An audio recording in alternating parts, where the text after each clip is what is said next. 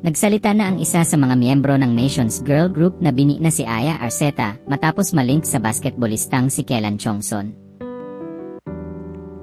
Matatandaan kasing nag-viral ang picture ni Aya na nanood ng laro ng Rain or Shine Elasto Painters na kinabibilangan ng PBA player na si Kellan Chongson noong March 1, 2025. Bukod pa rito, spotted naman si Kellan na nanood sa sold-out Grand Biniverse concert ng BINI sa Philippine Arena noong February 15, 2025. Bagamat hindi kinumpirma o dinenay ni Kellan sa isang panayam kung magjowa na sila ni Aya, sinabi naman ng basketballista na churchmate silang dalawa at nagkakilala sila through a mutual friend.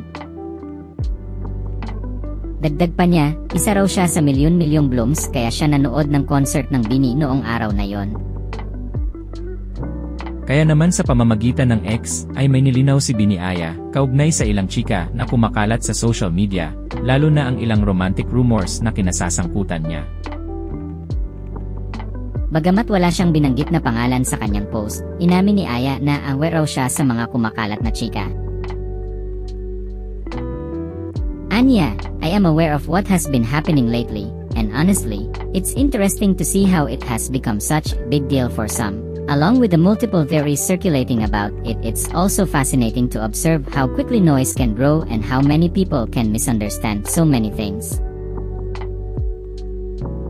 I also noticed that almost everyone I hang out with or surround myself with gets linked, no matter who they are, whether it's a friend, superior, or even relative, which I find is unfortunate. Sinabi rin ni Aya sa kanyang post na unbothered umano siya sa mga chismis na ito, pero this time ay masakit na raw sa kanya na makitang kinukutya at pinagtatawanan online ang mga taong nagpaparamdam sa kanya na ligtas, kalmado, at normal siya at ang mga nag-contribute sa happiness niya.